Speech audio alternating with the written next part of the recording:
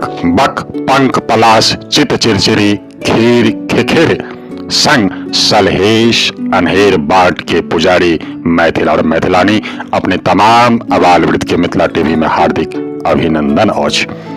अपने सो निवेदन जे अपने अपना मोबाइल सो शीघ्र मिथिला टीवी के यूट्यूब पर सब्सक्राइब क लेल जाओ, अन्यथा कियो कतौ कहियो कखनो कहि देत जे हम अपने के मिथिला टीवी पर देखने छी तो पूछो नहीं पड़त कतौ।